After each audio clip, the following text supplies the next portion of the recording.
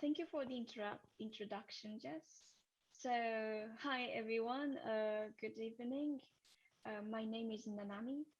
I was born and raised in Tokyo, and I support countryside of Japan as we started losing lots of traditions and cultures due to the population decline. And today I am going to introduce one of the places that I support and also one of the most beautiful hidden locations of Japan called Sado Island. Especially the island is not probably known among international travelers.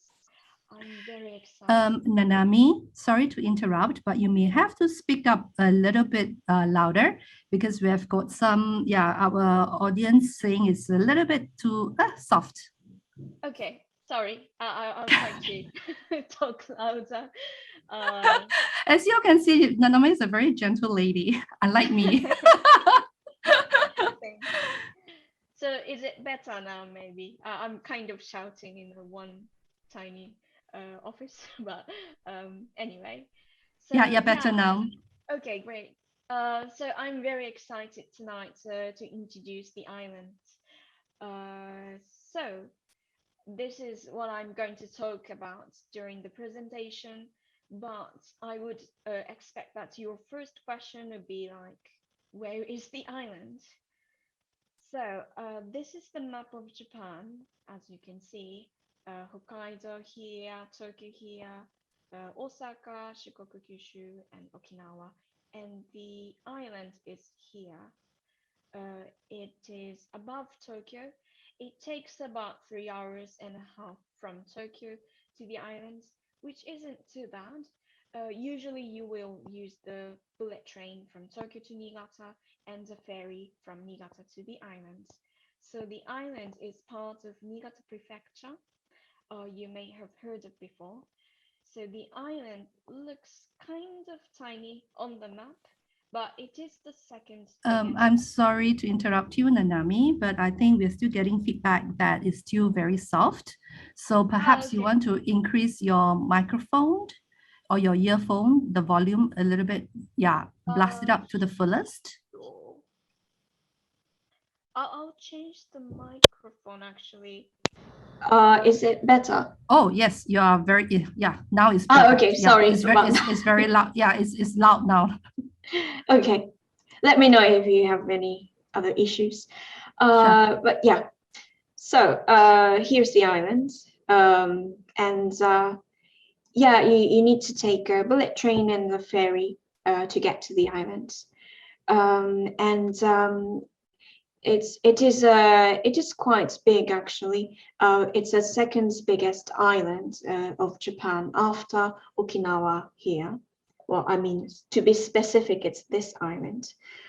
Um, and it was surprising indeed that the area of Sado is bigger than Singapore, a little bit smaller than Hong Kong, 1/40th of Hainan Island. But population-wise, Sado has only about 55,000 people, which is 1/100th of the one of Singapore. That being said, you won't have a chance to be in crowds in this island. And this is an overview of the island. As you can see, there's a lot of different things that you can enjoy: trekking, culinary experience, of course, because it's surrounded by the sea, like seaweed, rice, and sake.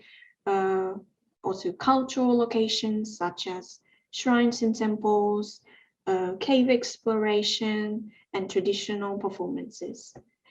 To be honest, since this island has so many things, it was really hard to put all of them in this presentation. But anyway, I'm going to cover as many as possible tonight. However, before going through highlights of the islands, I would like to talk about the history of Sado. There are three interesting facts about the island. So first, the island was used as a place of exile for people from Kyoto, the capital. Kyoto, by the way, was the center of Japan for thousands and 100 years, from the end of the 8th century until about 150 years ago. So there are two famous places of exile in Japan. One is Sado Island here and the Oki Islands here.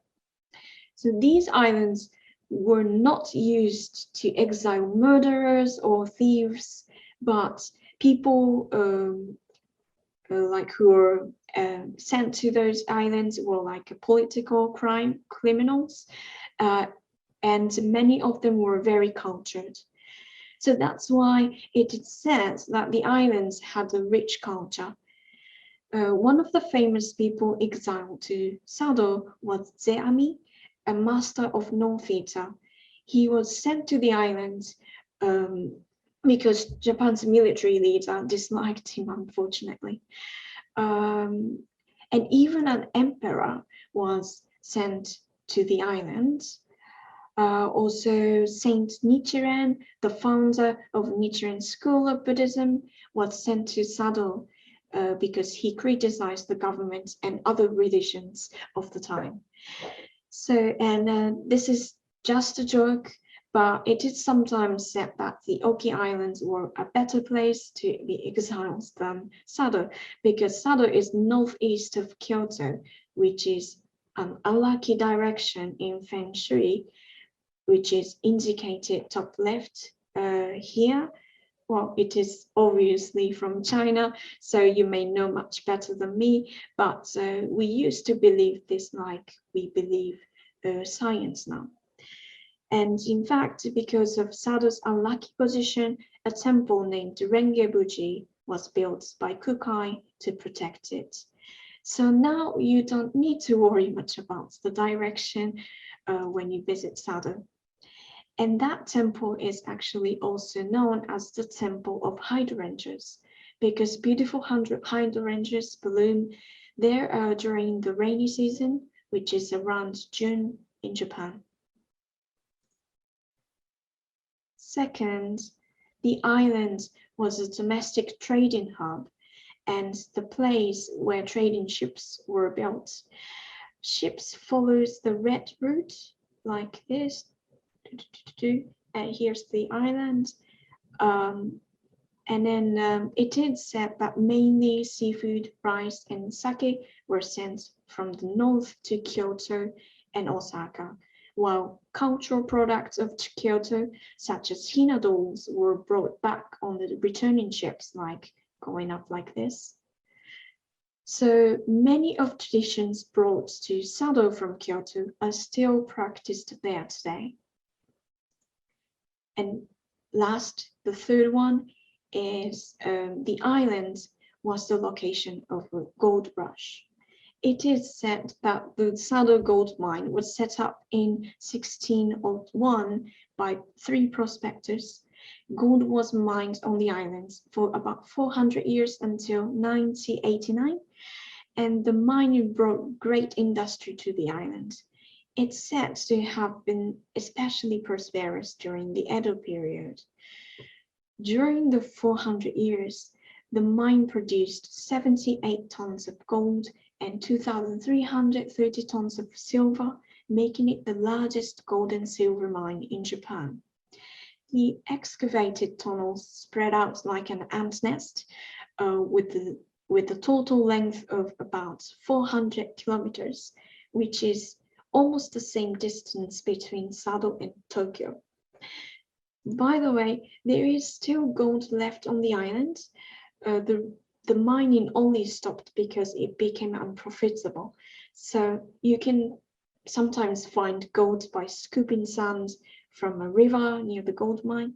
So if you could find an efficient way to collect it, you might end up a billionaire. So from here, I'm going to talk about cultural highlights of the island. There are 6 things I would like to introduce here. So firstly, as it was the place where Zeami, who popularized no theater, was sent exiled to, no theater still thrives here to this day. The island has 35 North Theatre stages, as you can see in the map. This is the Sado Island. And then these dots are the old stages, and most of them are located in shrines. And do you think the number is a lot or small? In fact, 1/3 of the total number of no-theater stages throughout Japan are all located in this island. So it is quite a lot. However, it is said that there were 200 no-theater stages on this island in the past. The unique thing about Sado's no-theater is that it is performed and enjoyed by the local people. On the other hand, in Kyoto, no played a major role in educating nobles and warrior class. So the no performances in Kyoto or even in Tokyo now still feel slightly difficult to approach for the common folk. And now I show you how it looks like through the video I took. This video was taken when I visited the island 3 years ago. A lot of no performances are held like this in shrines, on outside stages at night, especially in summer.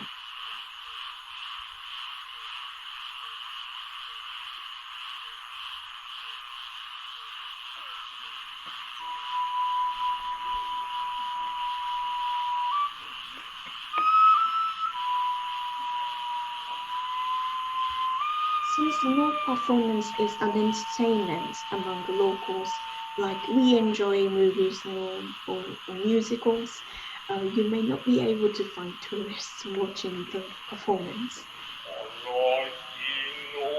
The performers are also local people, unlike Kyoto's done by professionals.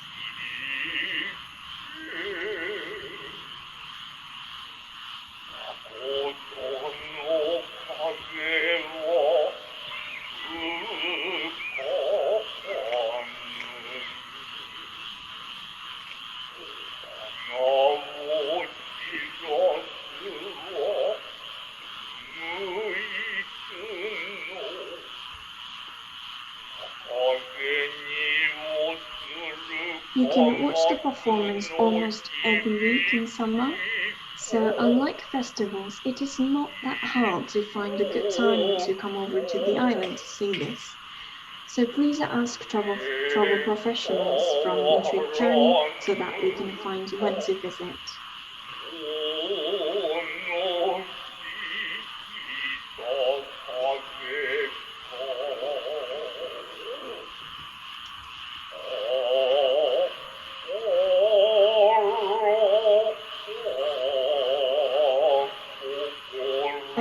By the way, I have no idea what he's saying, to be honest, as a native speaker, because he talks in a very old Japanese, and usually we learn each story before watching it, and it is very common nowadays to enjoy no theater. So usually a local guide can explain what the story is about before you watch it, so that you can understand it and enjoy it more.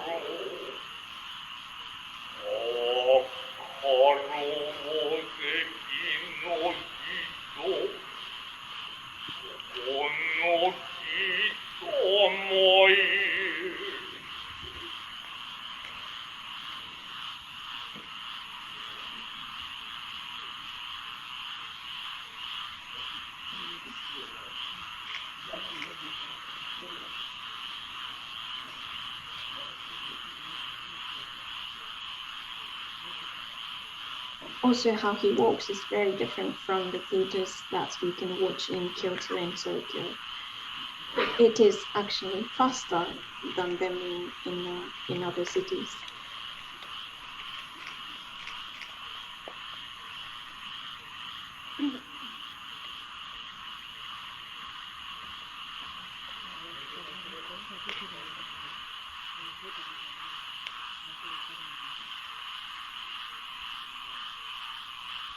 Also, I am not sure if you have noticed now, but the performer was almost bumping into the guy at the back. This happens because of the mask that he's wearing. It prevents your view so much that you need to count steps to avoid falling from the stage, bumping into someone on the stage, or ending up with nowhere on the stage, actually. When I tried the mask on, I couldn't see anything like my feet, where I'm walking. What you can see is just a view like this, and then on the left or right, you can't really see much. So after knowing that kind of difficulty, it is even more enjoyable when you watch the performance, because you can try to imagine like how difficult this movement is. So I'll stop right here because it's a bit long. Okay, second is the 88 temple pilgrimage. As you can see in the map, there are 88 temples in the island. Shikoku's version is the most famous one, but Sado has the one too. The fact that this island has so many temples is astounding. There are two main reasons, and one of them is that the Buddhist priest Nichiren was banished here, and another reason is that the island is extremely far from Kyoto. In other words, Sado was too far from everywhere else, even if they wanted to visit a temple. So it was difficult for the inhabitants to visit famous temples. So the idea was to build temples on the island itself to solve that issue.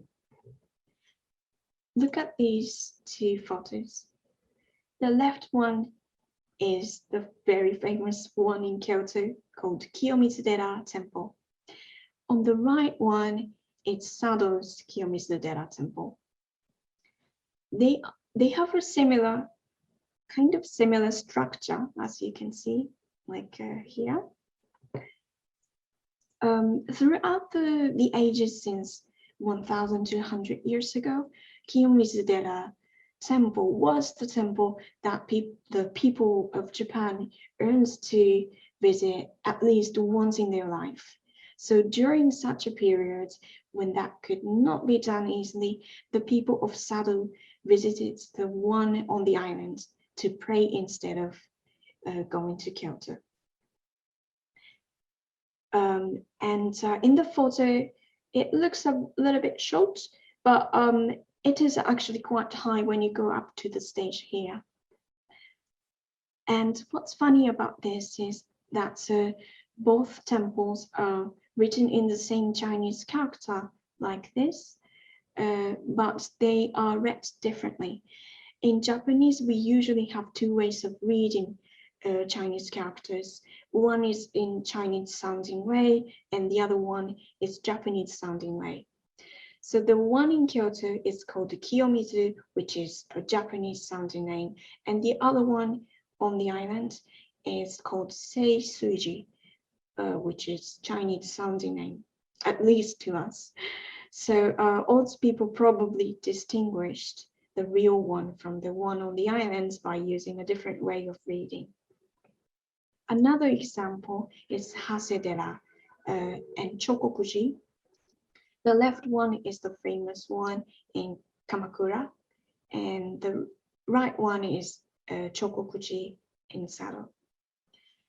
Personally, I prefer ones in Sado because they look like they are forgotten or abandoned or unchanged ever since, unlike famous ones which are renovated every certain period of time.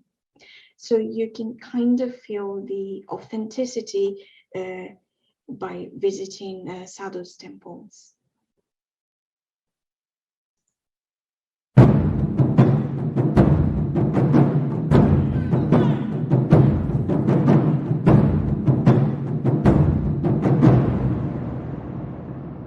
The third one one is Taiko drums.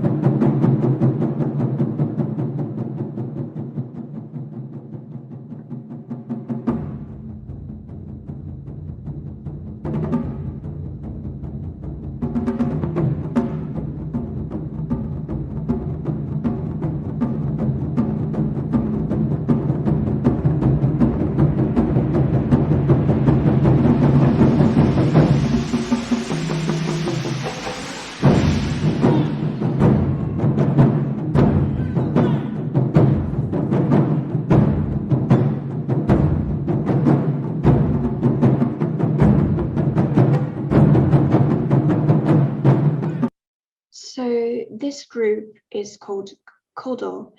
I guess this is one of the most well-known and respected taiko groups worldwide.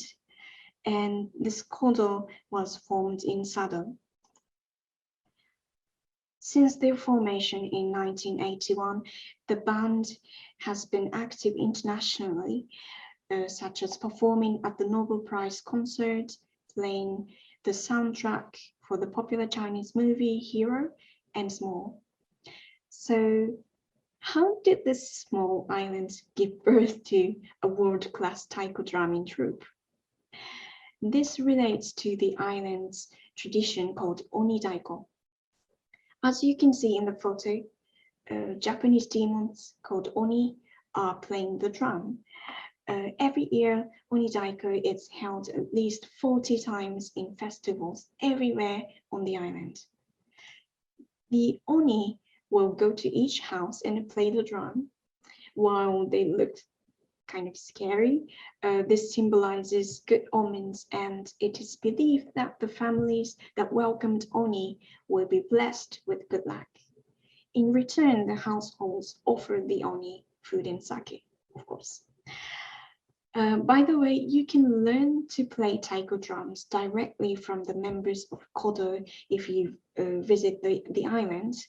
After the lesson, the members will play the taiko for you.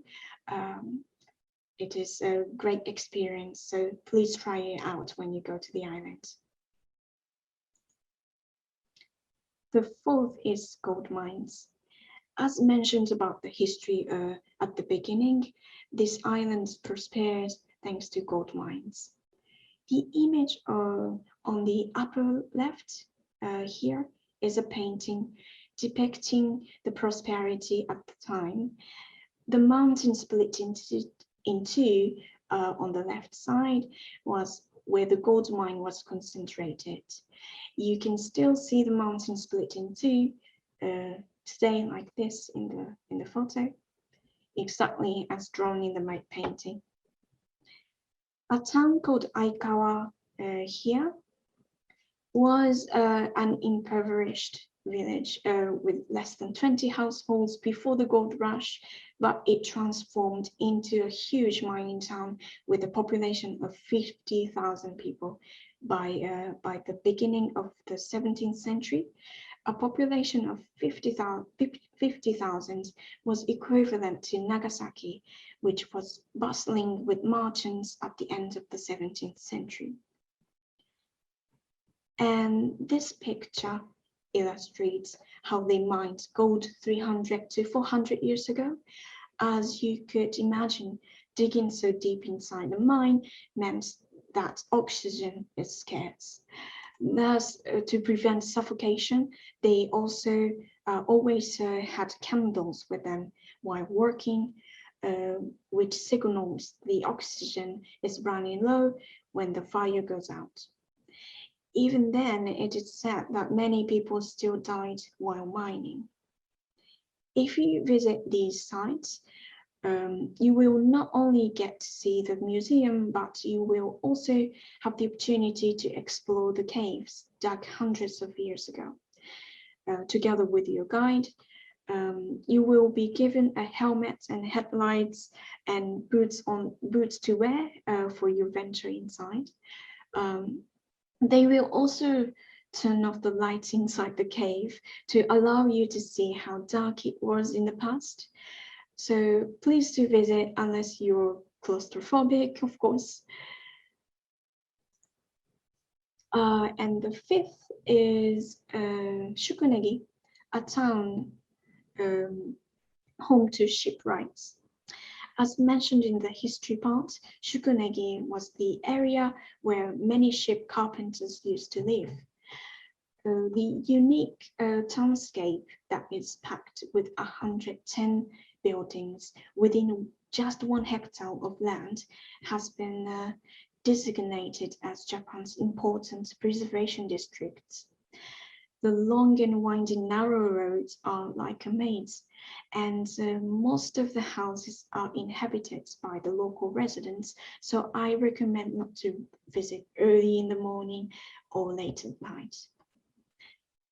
And some of the houses are available for tours or even accommodation. These houses have unique architecture, and it is said that some were built by the ship carpenters using the material from for building boats as the outer walls. So you can see the similarity to the boats like here on the left. The image on the left here is one of the scenes in the Ghibli movie called Spirited Away. It's quite fun, so if you haven't watched it, I highly recommend it. But the people of Sado still use these washed-up boats to hunt for shellfish and seaweed. And tourists can now also experience the ride in them.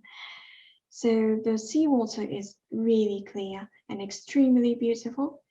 It will be unstable at first, but it might feel quite comfortable once you get used to it.